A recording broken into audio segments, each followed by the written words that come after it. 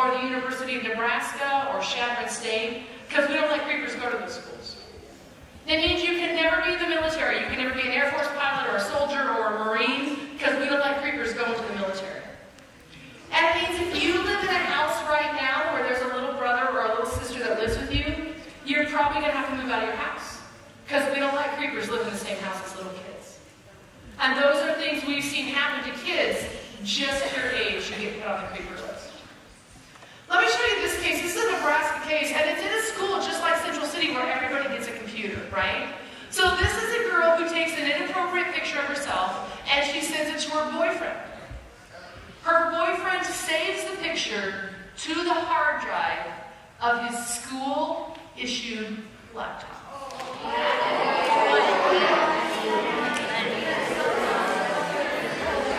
Choose not to have a girlfriend, yes? Yes. Now, here's the question. If you save an inappropriate picture onto your hard drive or onto your Google Drive here at Central City, will the school find it? Yes. And the school found it in this case.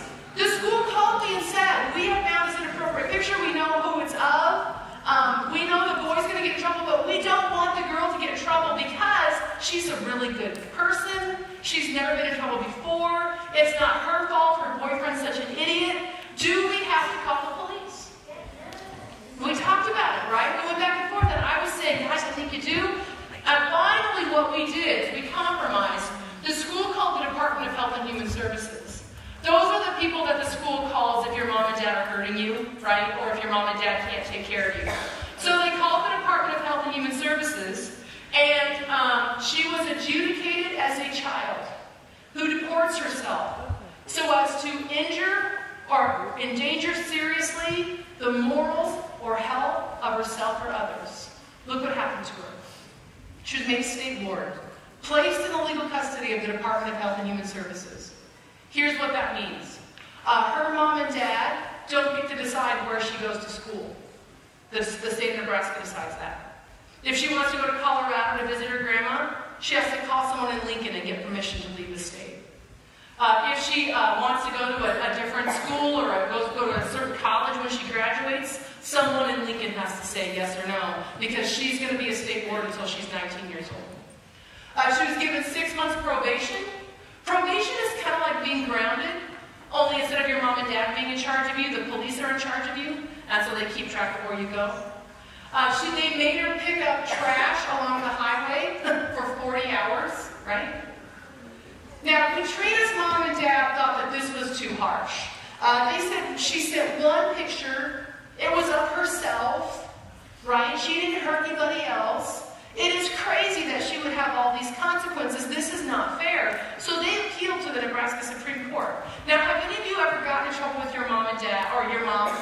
And then when mom was mad at you, you went to dad to see if you could get out of trouble. Have any of you ever done that? Yeah. Oh, fair enough. Yeah. So, if you are a lawyer, you can do that. If you don't like what one judge says, you can go to a different judge and say, hey, come on, judge, this was too mean. So that's what they did. They appealed. They went to a bunch of judges in Lincoln and said, hey, this is too harsh. Don't let them do all this stuff to our kid. Here's what the Nebraska Supreme Court said. The judges in Lincoln who are in charge of all of us said, we don't think this is too harsh at all. We think this is appropriate. And our question is this. Why didn't the school call the police, say the judges? Because the police should have been involved because Katrina belongs on the creeper list. When I tell you that adults don't think it's funny when kids do stuff that's unwise, I want you to remember this case of Katrina where judges in Lincoln said, taking one picture of yourself and sending it to your boyfriend, that is enough to get you put on the creeper list. Now, sometimes at this point in time, I have kids say, all right, Karen, I have a couple of questions.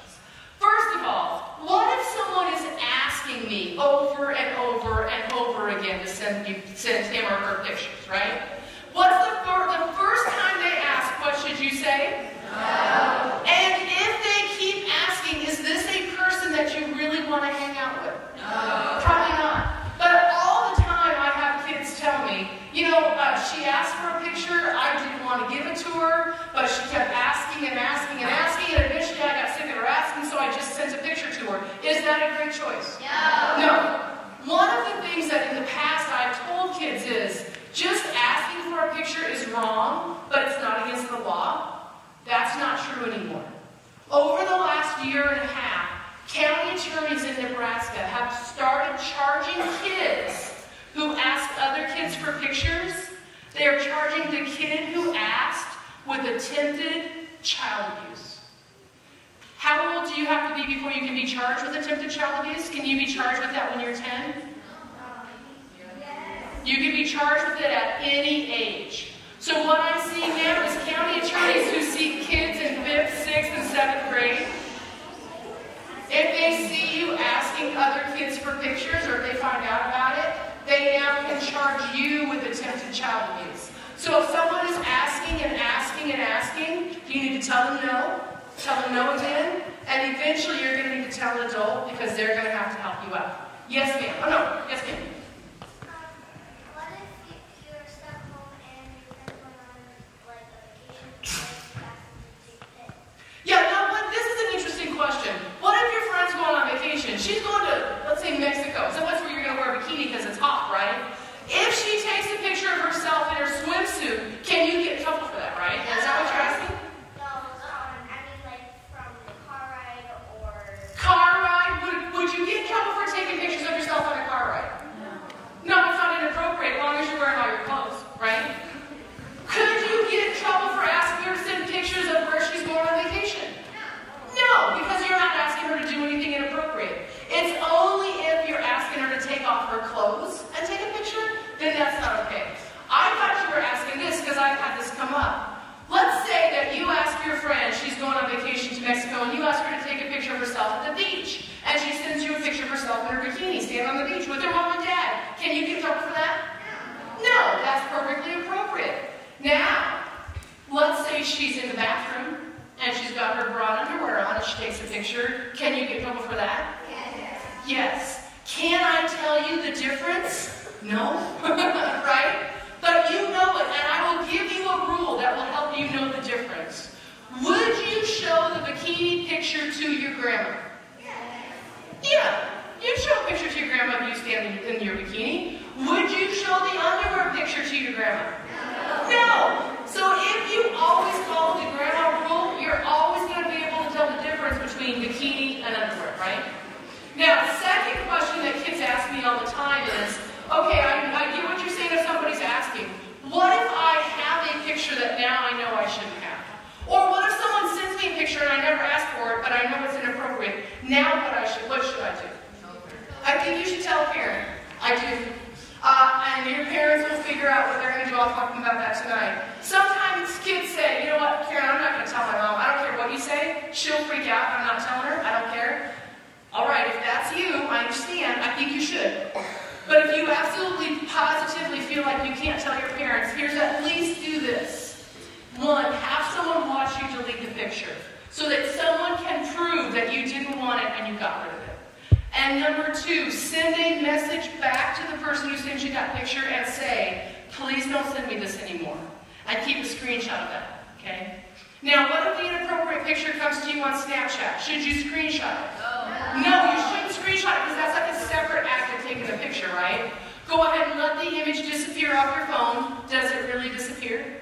No. But that's the best you can do, right? Go ahead and let that image disappear. Then in the chat feature, write back to that person and say, don't send me this stuff anymore. Screenshot that. Now, what is the other person going to get when you screenshot that message? They're going to get that notification that you screenshotted it. That does not freak me out because I want them to know that you are serious when you say don't send me this stuff. So I have no problem with that notification going out. And then keep that screenshot of your message without the picture. And if anybody ever starts asking questions, you can show them. Okay? Now, with that in mind, yes? What if you're exercising? Yeah, and you're like wearing like a sports bra and like yoga pants, right? Those are two different questions. One, if you're wearing exercise gear and working out, is that the kind of thing you'd show your grandma? Probably, so I think that's okay. What if they take your phone and take inappropriate pictures on your phone without you knowing it? Can you get in trouble for that? You've got to tell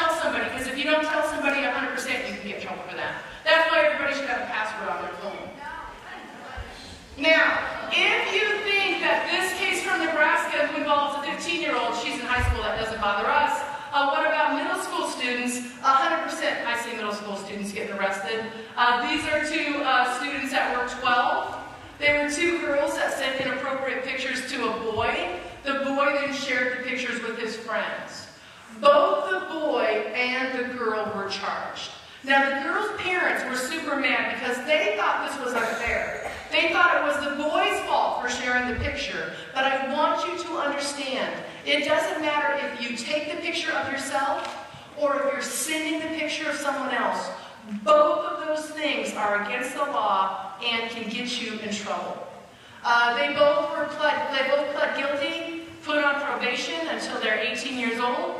While they are on probation, they are not permitted to own a cell phone, and they are not permitted to have access to any social media accounts at all.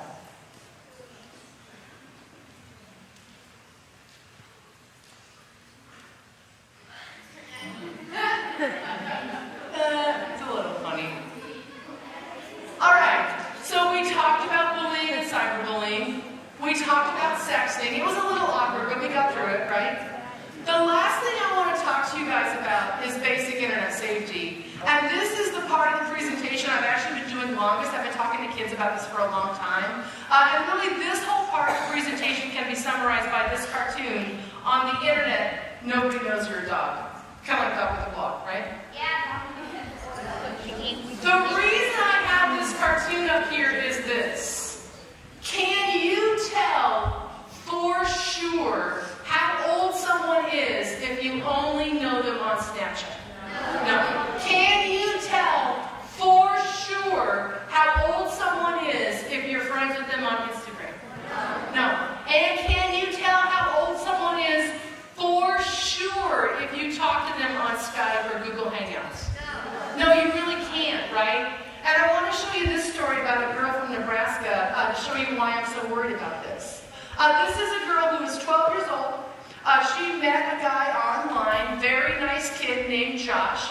He was 12. This wasn't a dealio where she was hiding things from her mom. Both her mom and dad knew that she had this boyfriend named Josh. Both mom and dad had actually watched her talk to him on her Chromebook. So they saw that he, really was a 12-year-old boy. So far, so good, right? They talked all the time. She told all her friends about him because he was really funny and really nice to her. After they had been boyfriend-girlfriend for like 2 or 3 months, eventually he says to her, well, you know what boyfriends and girlfriends do? They exchange inappropriate pictures. Would you please send me some nudes? And first she said, no. No, that's weird. It's not weird. Everybody does it. No, my mom would kill me. Your mom will never find out. No, I don't want to. It makes me uncomfortable. Well, then Josh says, maybe we're not boyfriend-girlfriend. She really likes him. She's told her friends all about him. So eventually, she doesn't really want to, but she takes a couple of pictures that she would not show her grandma, and she sends them to Josh. Do you know what happens right away? Nothing. Nothing. Nothing happened. Phew! She says, okay, he's still really nice to her, like nobody finds out, she thinks everything's cool. A few weeks later, like 6 weeks later, Josh says to her, it really stinks that we are never going to meet each other in real life. Josh lives in Utah. She lives in Nebraska, in Fall City. He says, it just stinks that I'll never get to meet you in real life. But funny thing, my uncle is going to be in Fall City for work. Do you want to meet my uncle? And she says, I don't know. He's like, no, my uncle's really cool, it won't be weird. He says, he'll meet you any place you want, at any time. So the school she goes to has a quick shop. It's kind of like this gas station you guys have kitty corner over here. It's really close to the school, right? And so she agrees that after school, she'll meet the uncle there, and she takes 2 of her friends with her, just to make sure she's not by herself with some weirdo. So they walk down to the Casey's, and they go in there, and he's sitting at the table, and she sits down, and they talk for a while, and he seems perfectly normal, and everyth's cool. And eventually she's like, okay, well, it's nice to meet you, I'm going to go now. And as she's leaving, he pulls out his phone. And he says to her, you come with me. And don't you tell your friends anything, because if you say anything to your friends, I'm going to show them this. And he has the picture that she sent Josh. She doesn't know what to do. She knows that if her mom finds out, she's going to be in so much trouble. She doesn't want her friends to think that she's like a weirdo, right? So eventually she goes with the uncle. And he takes her to a hotel, and he does stuff with her that she doesn't want to do. He came back to Fall City 2 more times. Now here's what makes me crazy. I have been talking to this girl's school while this was all happening. Kids, I am serious as a heart attack. If somebody's hurting you, if somebody's making you do something you don't want to do, if you don't feel like you can tell your mom and you don't feel like you can tell a teacher, I'm going to give you my cell phone. You call me, you text me, you snap me. I will find a way to get you help. Nobody should be made to do stuff they don't want to do. The only way this guy got caught was there was a girl in North Carolina who had an online boyfriend named Josh, was pressuring her to send him pictures. The girl in North Carolina was like, this is weird. She told her parents, her mom and dad called the police in North Carolina. The police in North Carolina went to the police in Utah and said, hey, you better check out this kid named Josh. They raid Josh's house, find his computer. Sure enough, Josh is a 12-year-old boy, but the uncle is not his uncle.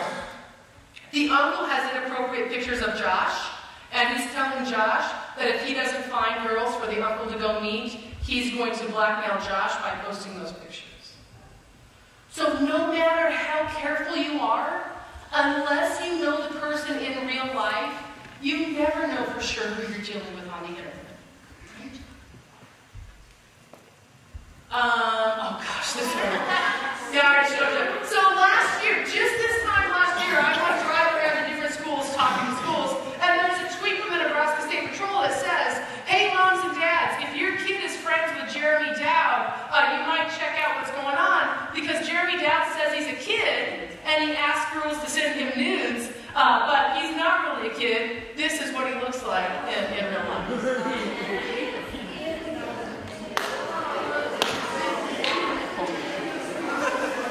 Here's my question. Is this what he looked like on his Facebook profile picture? No, because on the internet you can't tell what someone's really like. So, we've talked about a whole bunch of stuff that you shouldn't do. What does belong on your Snapchat, on your Twitter, on your Instagram? Just ask your grandma. That's right. The grandma rule says if you wouldn't show it to your grandma, don't even take a picture of it. Do you see how that solves all the awkward sexting cases we've been talking about? The grandma rule says if you would not sit down and write to your grandma, dear grandma, Marissa's sweatshirt is ugly. Love, Karen, right? You don't say that stuff to your grandma, so don't write it on a text message. If you would tell your grandma how much you hate Marissa, don't post it on Instagram.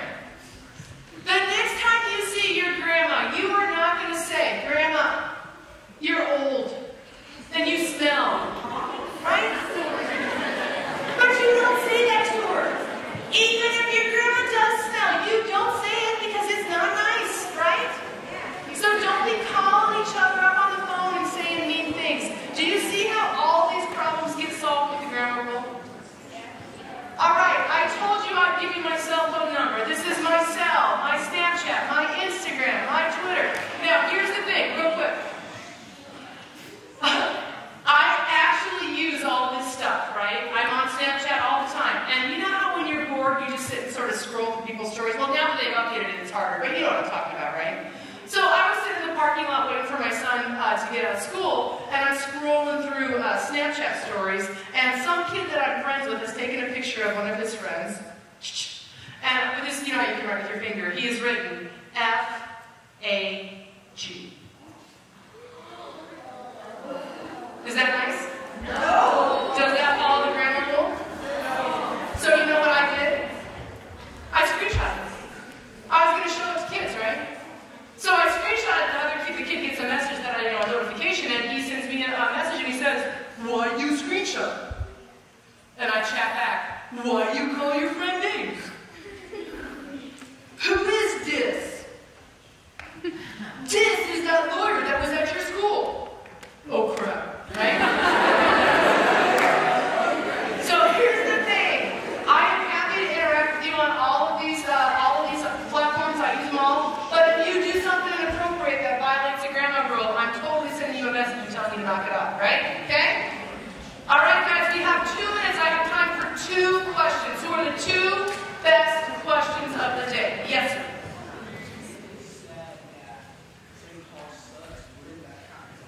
Would it count as bullying if I said St. Paul sucks?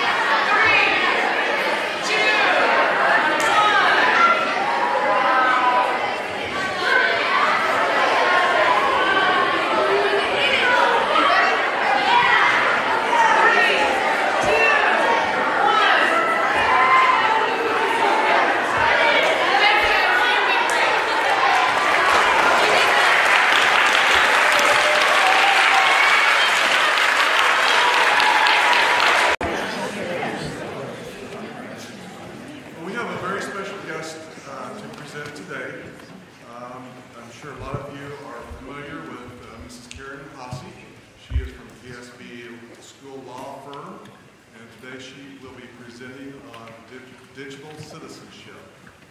And so please give her your utmost attention. Hey guys, how you doing? Good. I love coming to Central City. I kind of feel like I'm coming, to old home. Like seniors, is this the 3rd time I've talked to you? Yeah. I think you were in 7th grade the first time, is that right? Something like that? So I feel like, all my babies are seniors. So how you doing? Good. If you have not seen me before, my name is Karen Ozzie. You can call me Karen because I'm not a teacher or anything like that. I'm an attorney. I represent a bunch of school districts across the state of Nebraska, including Central City, so go Bison. Yeah. Yes. What is this? Okay, I got you. Now you confuse me by doing all this stuff. I used to be a teacher, if you didn't know that about me. Before I went to law school, I was a teacher. And then when I went to law school, I discovered that there was this awesome thing called being a school lawyer. And so that's what I do. All I do is help school districts in Nebraska. Now, those of you that are seniors who've seen me 3 times, do you think that I have an entire hour's worth of new, stupid things that kids have done? Yes, 100% I do. No repeats here, because I've got a million stories to tell you about. You know that I talk to you about when kids do stupid things online. And so the 3 different categories of consequences that I want to talk to you about this afternoon deal with school-based consequences, criminal consequences, and victimization by predators, because those are the 3 things I see happening to kids over and over and over again. First off, on school-based consequences, I've divided this up into 2 groups of consequences because they're really different both legally and emotionally, right? I mean, it kind of would stink to get a day of in-school suspension, but it would really suck to miss next Friday's football game against St. Paul, right? Amen. So I've got them divided up into these 2 groups. I want to start out by talking about activity suspensions. Here's the funny thing about activity suspensions. You care about missing a football game more than you care about missing a day of school, yes?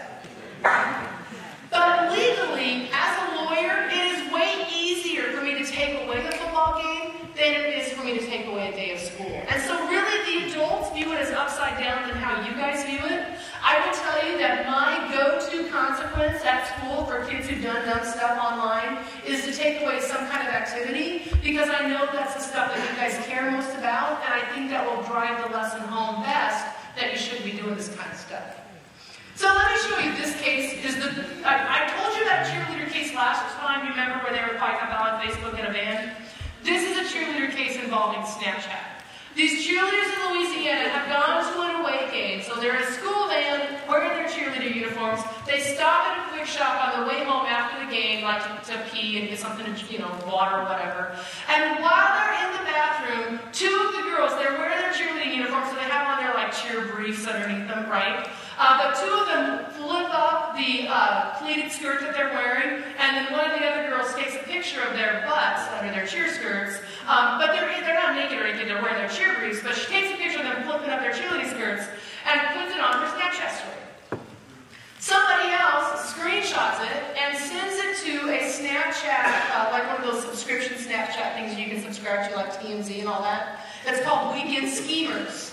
Weekend Schemers, this is what the judge says. And think about this judge is probably like a 70-year-old white dude, right? So he doesn't understand half of this stuff. He says, Weekend Schemers maintains a Snapchat account that posts pictures provided by third parties and bills itself as the authority on college life, partying, and most importantly, scheming. Many of the photographs featured on Weekend Schemers' Snapchat account depict young women exposing their butts. Okay? So somebody takes a screenshot of these two cheerleaders showing their butts with their cheer briefs on, sends it to Weekend Schemers. Weekend Schemers posts it on their little story that people can subscribe to, and the school finds out about it. Can the cheerleaders get in trouble for this? Big yes. School finds out. School gives the girl 3 days of in-school suspension. Does she really care about that? No, she really doesn't, right?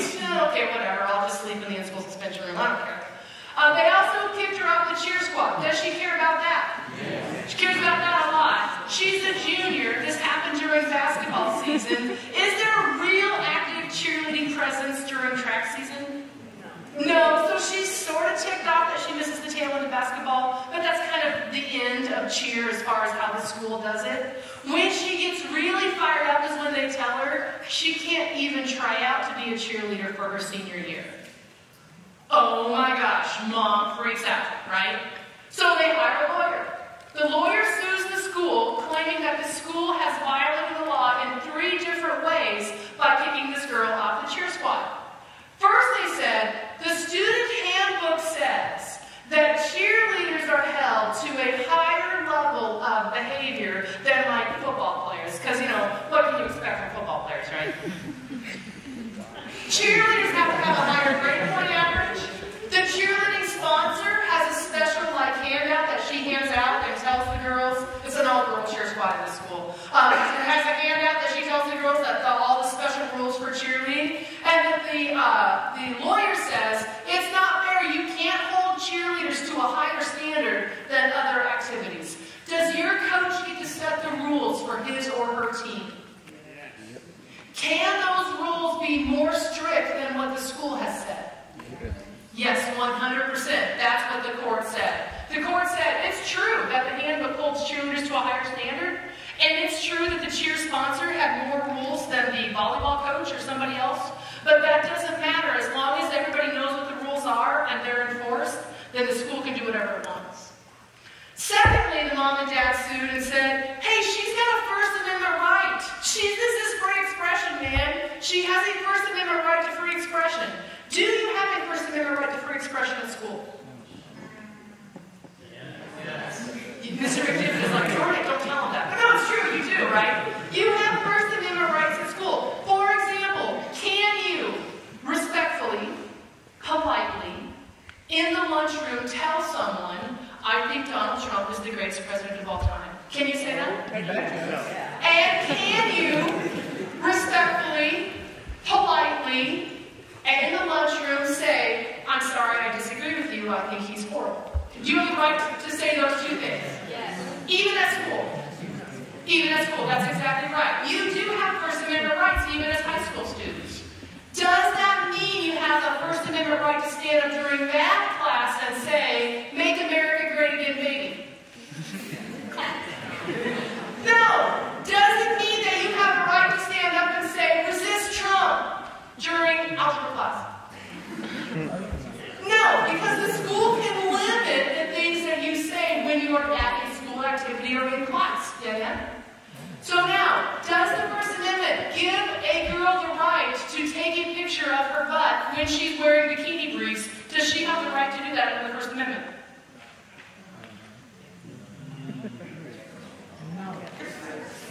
Not a cheerleader. She's at home. She's wearing her swimsuit. Does she have the right to take a picture of her butt in her swimsuit? Yeah, we're assuming that it's not obscene, it's not pornographic. We'll deal with that separately, right? Assume that this is not dirty. It's a legit picture. Does she have the right to do that in her bedroom? Yes. Does she have the right to do it while she's on a cheerleading trip? No. No. That's what the court said, and that's the lesson I want you to get from this case. The things that you can do at home and not get in trouble for, if there is a connection to school, if you're on a school trip, if you're a student athlete, if your coach has said you can't do that even away from school, you can get in trouble for activities in ways that you can't get in trouble for going to school like on a regular school day. Okay? So the court said, no, you don't have a First Amendment right in your cheerleading uniform to take a picture of your butt. Last one, the girl said, this is a pretty good argument. She says, well, you only punish me because I'm a girl. There are only girls on the cheer squad, and only cheerleaders got punished for taking pictures of their butt. So it's sex discrimination. What do you think what's the school's argument back in opposition to that? That's right. No guy took a picture of his butt, right? And if you did take a picture of your butt and you were a guy, would you get in trouble? If you're a cheerleader, you would. Exactly right. And so the court said it's not sex discrimination, it's just that that's what the rules are. The student was not excluded from participating in cheerleading because she was a female student. She was removed from the team because she posed for a photograph raising her cheerleading skirts. And that photo was posted on the internet. Okay? So this is a fabulous case just decided this past May. Really makes the point that you can be held to a higher standard as a student involved in activities than the school can hold you to if you're just a student that just comes to school and doesn't do anything else. Every year this comes up, and so I might have talked to you seniors about this when you were 7th graders, but I don't think I talked to middle schoolers about it when it happened. So, but I always want to talk, this came up last year several times, so I want to talk about this case. This is a case where a student is in, what is the, you have National Honor Society here, right? Yeah. So this is the equivalent of National Honor Society, only they call it Heroes and Cool Kids, which is the dumbest name ever, yes? Yeah. I know. So, but to be in National Honor Society, they said you have to be a leader, you have to have good moral character, you can't consume alcohol or break the rules, right? That's what it took to be in Heroes and Cool Kids. This girl, there's a picture of her on the internet, and the way the judge describes this picture is hilarious to me. It says, the student is standing in front of a table upon which there are arrayed a variety of red plastic cups. The student is holding in her hand a ping pong ball, and behind her there are various packages of alcoholic liquor. The girl is playing beer pong in this picture, okay? A parent sees this picture and emails the picture to the principal. Principal gives the girl notice that he's going to kick her out of National Honor Society because she's been drinking. Girl sues the school and the parent who sent the picture, and the girl says, you cannot prove I was drinking because you can't prove what was in the cups, and you can't even prove I drank what was in those cups, even if you could prove what was in it. See how that works? Yeah. This comes up every year in Nebraska. I had one person miss state track after they qualified for state track. We pulled them off the bus and said they couldn't go because of this exact problem, right? Here's what the court says, and this is what the Nebraska courts say too. If you appear in a picture that seems to establish that you are consuming alcohol, the school is entitled to assume that you are in fact drinking. Then the burden shifts to you to prove that you're not drinking. All right? How would this girl prove that she wasn't drinking? If any of the containers are not open, but how can she prove that when the picture's been taken and it's all long gone?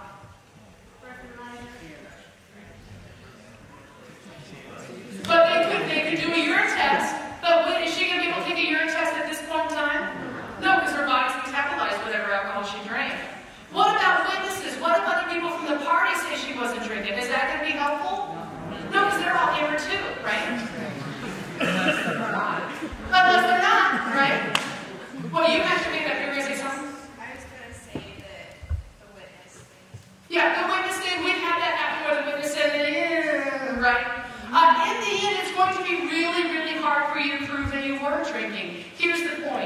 If you care about volleyball, you care about show choir, you care about marching band, you care about playing football, if you go to a party and other kids are drinking, you are going to have to dip, right? Because what's your name? Danny, what's your name? If Danny and I are slammed at a party and we're taking pictures, ready, Danny? And Rose is behind us and all she's had to drink is that Pepsi, how is Rose going to be able to prove that? Well, Danny and I are going to be no help, right? Because we're obviously too stupid to be reliable. And so if Rose really, really wants to play volleyball, when Danny and I start drinking, out she has to go, right? I tell you, I do not enjoy kicking kids off sports teams for drinking violations. I hate it. I really, really, really ask that if you want to be on a sports team, just make yourself scarce if kids are drinking. Because that's the only real way to stay safe. Okay, so that's this case. I got excited and talked about it, but there you go. This is a high school basketball player, and the School Activities Association had said, do you know how when somebody fouls out in basketball, sometimes the crowd chants like left, right, as they walk off the court? You know what I'm talking about? So the School Activities Association in this state said, you can't do that anymore. No more chants that would target another player. And this girl thought it was stupid, so she tweeted, eat stuff, WIAA. She had a 3.5 grade point average, pretty good basketball player. The State Activities Association called the school, so it'd be like Mr. Anderson getting a call from the state NSAA, and the State Activities Association said, either you suspend her or you're going to forfeit the next 5 games. What did the school do? Suspend her. She said, I never thought I could get in trouble for that, but she has no right to play basketball, so 100% they can pull her off the basketball team. This is another basketball case. This kid, in the locker room, right after his team lost the state championship game, he says, shout out to Portsmouth, you may have won in the regular season, but we won the ship, you suck, F yourself. This kid had a Division I scholarship to play basketball at Penn State. He was the state player of the year. This tweet goes out. He realized 15 minutes later that this was probably a stupid idea and deleted it, but of course someone had already taken a screenshot, right? This kid lost his scholarship. The State Activities Association stripped him of his Player of the Year status. He challenged that, and basically the court said, did you tweet that? Yes. Well, then there you go, right? There is no defense.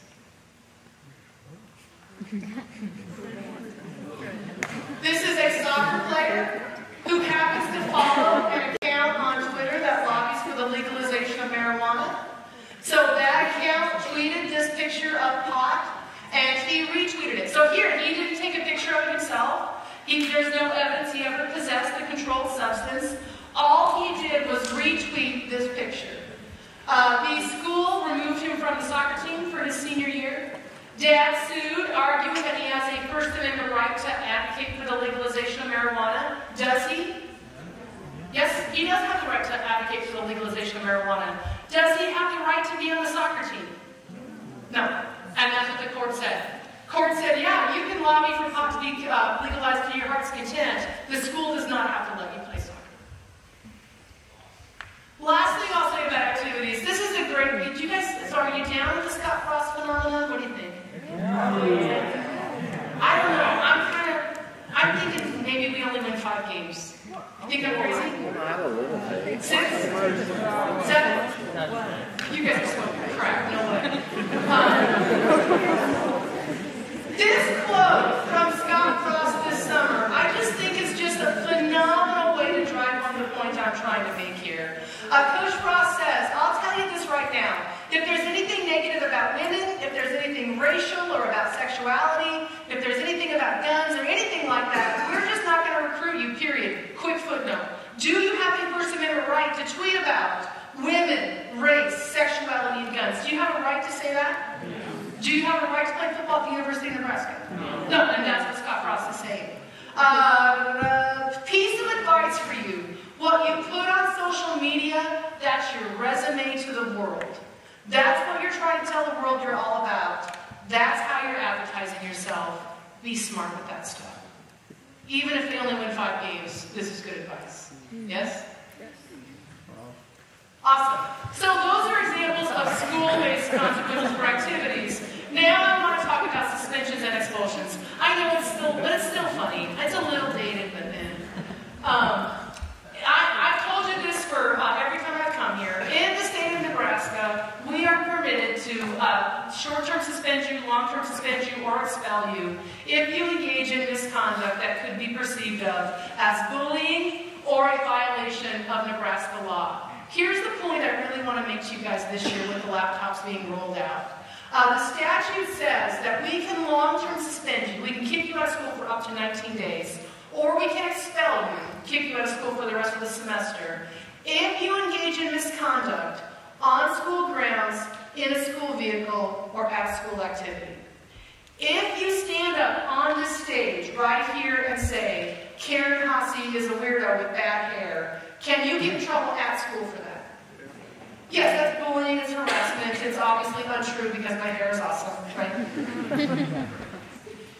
If you use your school computer to put that exact same statement on Twitter, understand, anything you do on a school computer, it's just like you're standing on the stage to say it, okay? So anything you use that computer for is considered on school grounds or at a school activity.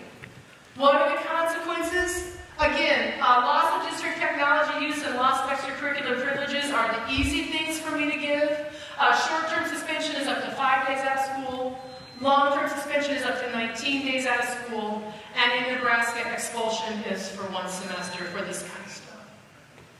Have you guys heard about this case from a year and a half ago in Grand Rapids? These are middle school students that are using a social media app called AskFM. Have any of you heard of Ask? No. It's really old. I'm actually surprised that middle schoolers in Grand Island were using it, but whatever, they were. In 16, 17 at least they were. So a girl goes on AskFM, and she says, tomorrow, gonna be hella fire. She has the fire emoji. Be there for in school. The very next comment under this post, a kid writes, don't show up to school tomorrow, and he posts the gun emoji. I know it's a watered down, but it's the only thing that Apple has left on their emojis, right? Now, parents in Grand Island around Bar Middle School find out about this, and parents start to freak out, right? They call the cops and said there's been a threatened school shooting at Bar. Police show up. Now, AskFM says it's anonymous. Is it really? Is any app anonymous? No. How do you access most apps? On your phone, which includes your phone number, your physical location, and the address of the person that pays your cell phone bill, right? Not anonymous, basically, period, the end, right? So the police figure out who has posted this stuff, and they show up at the middle school the next day, and they say, we need to interview these 2 kids. Now, this case is about JS, who's the girl that posted this, right? This is a boy who got the same punishment, but there's no lawsuit. So this is only about this statement. The police show up at school and pull JS into the conference room, and they say, why did you post that? And she says, I don't know, I thought it was funny, right? I was joking around. They said, do you really think it's funny to threaten to burn down the school? And she says, excuse me? What, you threatened to burn down the school? She says, no. Hellfire means cool. Cool, awesome, hilarious split, right? Here's the first lesson I want you to draw from this case. Adults are stupid. Not all of them, not all the time. I'm here to tell you, I swear to you on a stack of Bibles, I have gotten phone calls from schools who say, we have students who are violating our anti-drinking policy. They're all talking about how school is lit. No, they don't mean that kind of lit. They don't mean, okay? So, don't be posting stuff. Here's the rule. If your grandpa thinks it's stupid, right, probably adults don't get it. So, first rule is be thoughtful about what you post. Don't post things that people can misunderstand. Now, so when she says hellfire means awesome, the next question the police have for her is actually a way harder question. If that's true, Missy, then tell me this. When the kid put the comment about don't be at school tomorrow and posted the gun, why didn't you say anything? Right? That's the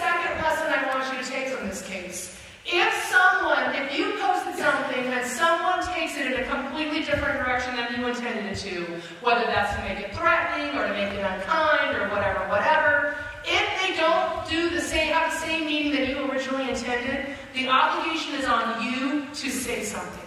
Say something to the person who posted it, say something to the person who it's about, say something to an adult, or delete your post altogether, right? But you are held responsible for what other people say about your post. This girl was suspended from school for 15 days. Parents thought that was way too harsh. They appealed, they sued the school in district court. District court said, nope, school wins. They appealed that decision to the Nebraska Supreme Court. Nebraska Supreme Court dismissed the appeal. Courts have said repeatedly that schools are entitled to take whatever action they need to take to make sure that people are safe at school. You know the mass freak out about school shootings right now, yes? The judges in this state are going to support schools. I do not enjoy kicking kids out of school. I don't. Please don't post anything like this, because there's very little I can do to save you. Because the judges in this state, they are adamant that we have to keep kids safe. And they're right. This case, oh God, this one is stupid times a million. So this is a student secretary and Instagram account, and there's only about 10 other kids that have access to it. Most of the posts on this account are hideously ugly and racist. One of the things they are talking about is a KKK starter pack, and then they have pictures of like sheets and torches and stuff like that. They have a picture, an old historical picture of a white man beating an African-American slave. They have pictures of African-American staff members and students that go to their school, and they have drawn nooses around their necks. Is this the kind of stuff that I'm going to think is funny? No, right? So, only 10 students have access, but of course, people start talking around the school because they're talking about it. Word gets out that this account exists. The kids are like, oh crap, we're going to get in trouble, so they delete the account. But of course, someone has kept screenshots. The school found out about it, expels the kid who created the account, which we 100% would do in Nebraska. And every kid who liked any post on an Instagram account, those kids were also disciplined. Some of them with short-term suspensions, some of them with long-term suspensions. One kid that had liked every single post was also expelled. Those kids sued. Now, trick question. In America, do you have the right to be a fan of the KKK? You do. You do. I find it abhorrent. I will mock you, right?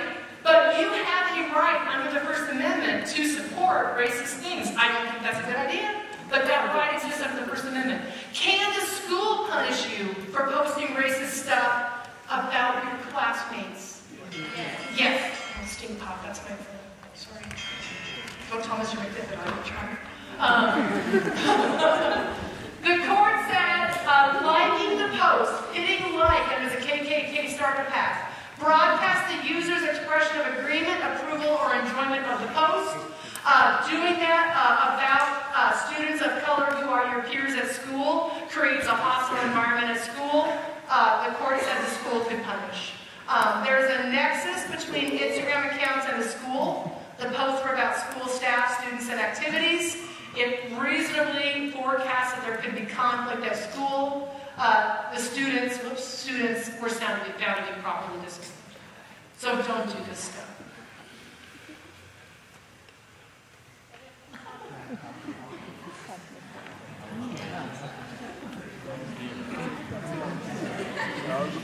So those are examples of school-based discipline. I want to talk next about criminal consequences.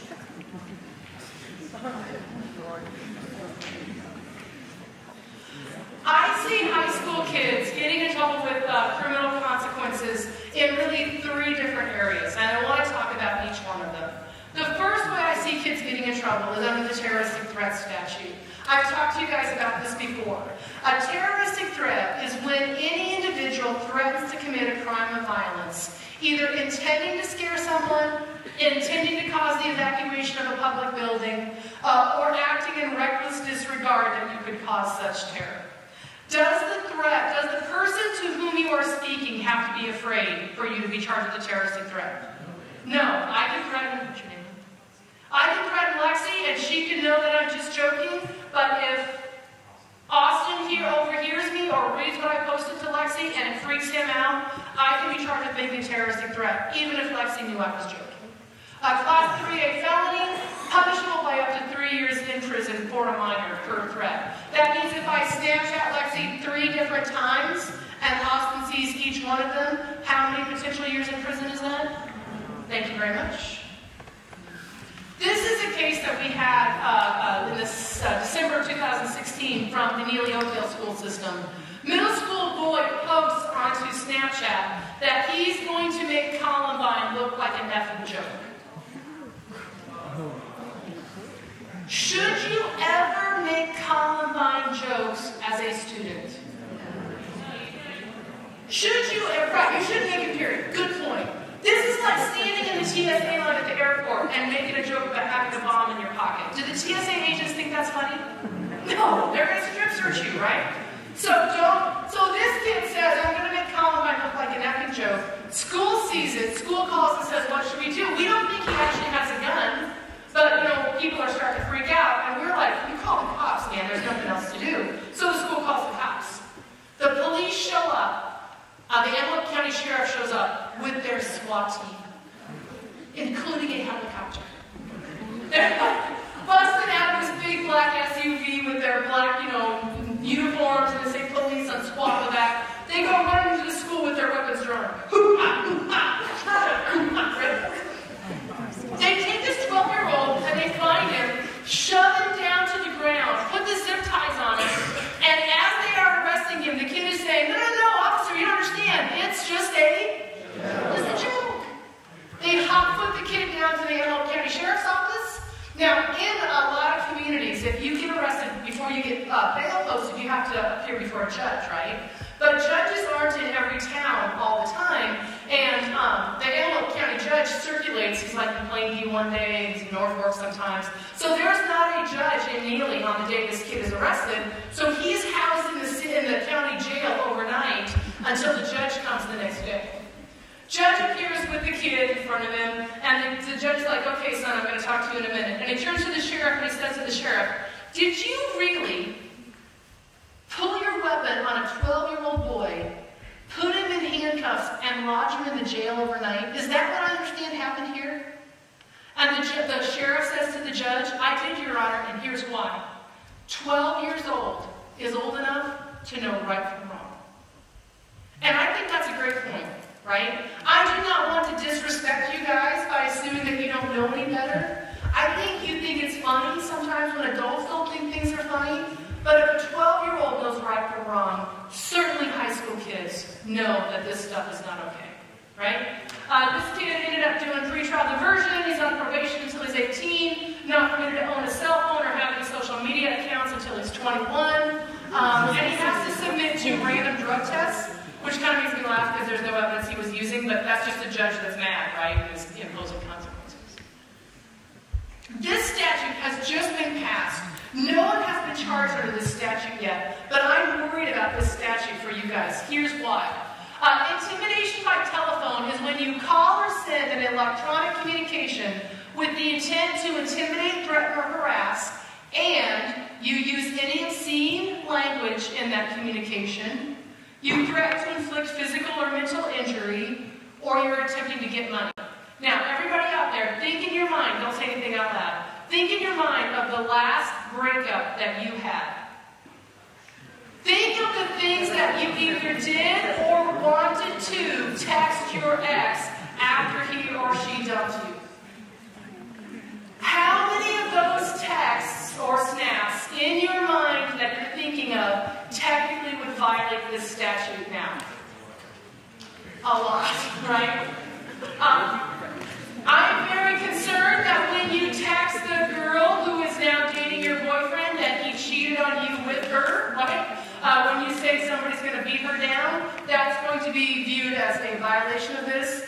And this is going to count for texts, snaps, Instagram posts, any kind of electronic communication, not just phone calls. This used to be just a telephone call, and no kid ever got charged because you would call each other, right? You saw other ways of communicating. They've now changed it to cover all forms of electronic communication.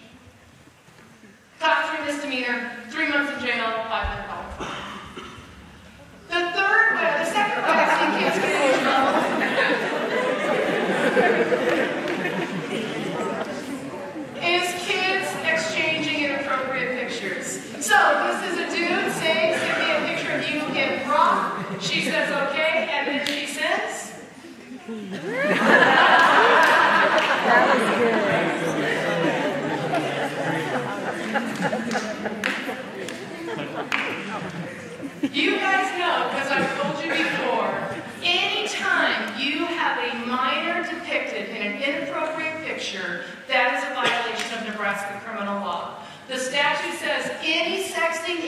of anyone under the age of 19 is a Class 4 felony.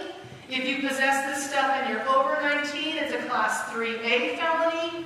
Up to 2 years in prison if you're a minor. Up to a $10,000 fine. I have seen kids pay the fine more than once. And a mandatory lifetime sex offender registration.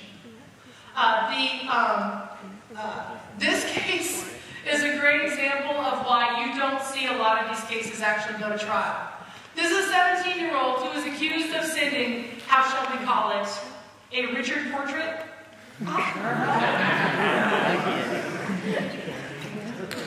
Sent a close-up to his girlfriend. Okay, you got it? Girlfriend, I think girlfriend's aunt is the one that found it, but some adult discovers this image on the girlfriend's phone and says, "Who is this?" And she says, "Well, it's my boyfriend." And you can't, there's no face that appears in the picture, right? So the aunt calls the cops. The police are investigating whether or not this kid should be charged. The police obtain from the court a search warrant to ascertain whether or not the picture is of this kid.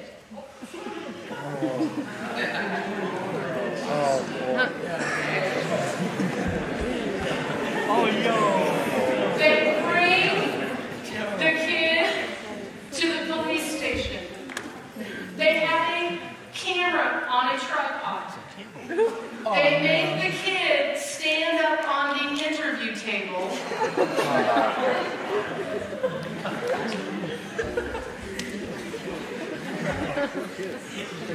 This is not the bad part. I'm not to the bad part yet. When he drops trout and they take the picture, everything isn't in the same condition in picture A as in picture B. They go to the judge and they get a second search warrant. Now, there are drugs that someone can take that forces everything to stand at attention. You know what I'm saying?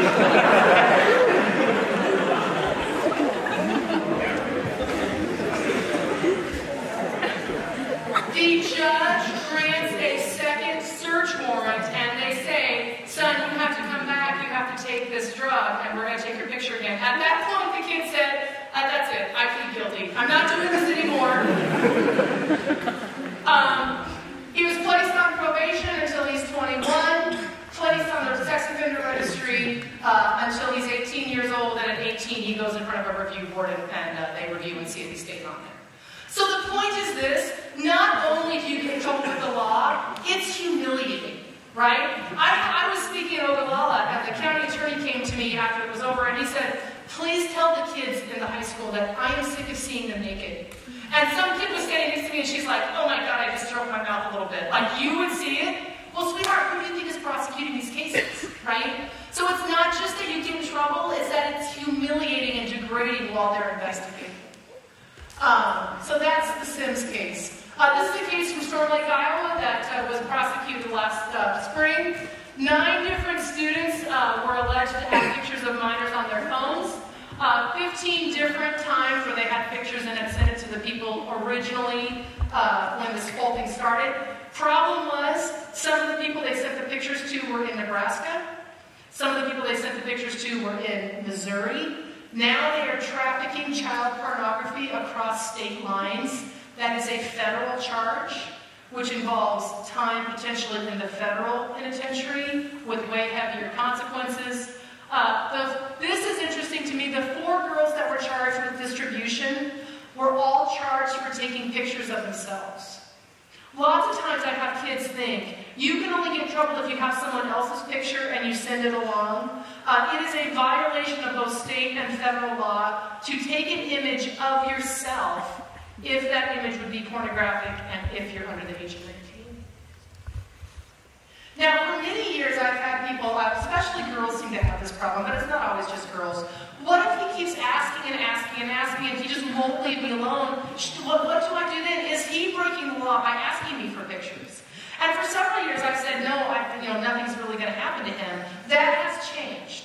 In the last about 18 months, county attorneys have been using this statute to prosecute kids who ask each other for pictures. The statute says a person commits child abuse if he or she knowingly or intentionally causes a minor child to be placed in a situation to be sexually exploited by, allowing or encouraging the minor child to engage in obscene or pornographic photography. See how they get there? Now, this statute was originally passed to catch pedophiles who trick little kids into posing for pictures, ew. But they are now using this statute to punish teenagers who ask one another for pictures. I was in a school last year where two boys came up to me after my presentation and they said, it's a condition of our parole that we be here. Would you sign this? And I had to sign to verify that they had been charged under the statute. I'm seeing this happen more and more. Please don't think it's okay to ask, because they're charging now on both sides of the equation. Now, one of the things that sometimes kids think to themselves is, well, I don't have to worry about that because I would never be stupid enough to send an inappropriate picture on any platform but Snapchat. And of course, snaps disappear, so I'm safe, right? No. People can screenshot. You could be screencasting. The other thing that people don't understand, Snapchat keeps a copy of every image that you send across the app. In fact, they moved their server farms from Los Angeles to the United Kingdom and to France because they have so much child pornography stored on those servers that the FBI was threatening to raid them. And right in their terms of service, Snapchat tells you, we cannot promise that deletion will occur within a specific time frame. In fact, they don't delete it from their stuff at all. Okay, so the three, Mr. McDiffit, what time am I done? 3 minutes? Holy stink. Okay, real quick, I'm going to do this and then I'll come to the end. The third way I see high school kids getting charged, and I had several of these last year, is invasion of privacy. I got a call from a high school principal. He said, Karen, I've got a problem. My basketball team was in the locker room and they made a soap runway. And they were having a contest to see who could run and slide along the soap for the farthest. He said, I said, what were they wearing? He says, oh no, they were butt naked. I've been in this school. He said, no, don't worry, Karen. The kids were smart. They had listened to you.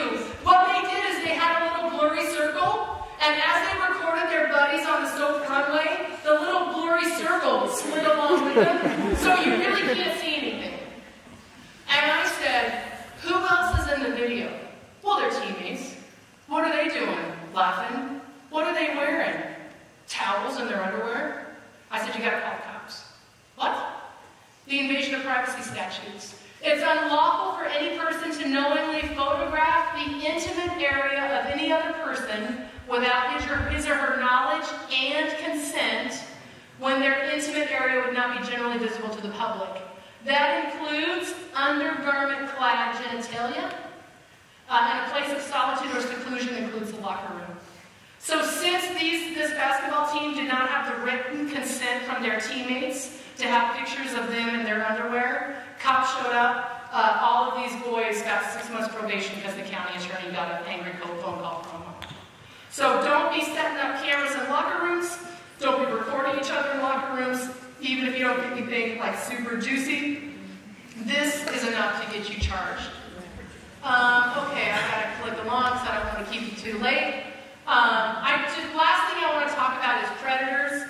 I don't want you to think that people aren't preying on high school kids in Nebraska. I get phone calls about this all the time. This is a girl that was in college. She went to Midland University, went on a date with a guy, and didn't come home that night. Her roommates were real freaked out about it, so they went to the director of student services. He called the cops. The police were able to track this girl using her location on Snapchat, on Snap Maps, to find her in Iowa. The guy that she had gone on a date with had basically grabbed her and put her in his car, driven her to Iowa, and was fixing to sell her into the sex trade. If you don't know someone in real life, it is incredibly unsafe to arrange to meet them in person. I don't care how much you've talked to them. I don't care how cool everybody else says Tinder is. It is. I get phone calls about this stuff literally every week. I get a call. Please be careful. You don't know who you're dealing with unless you know them in real life. Okay, this is just funny. I have to laugh. So I think you guys know, basically you're smart enough to know what the good and bad things to do are. If you have questions, if someone is hurting you, if you need help, or if you just want to see my hilarious Snapchat stories, I'm happy to communicate with you using all this stuff. Thank you guys. Have a great school year. It's been great.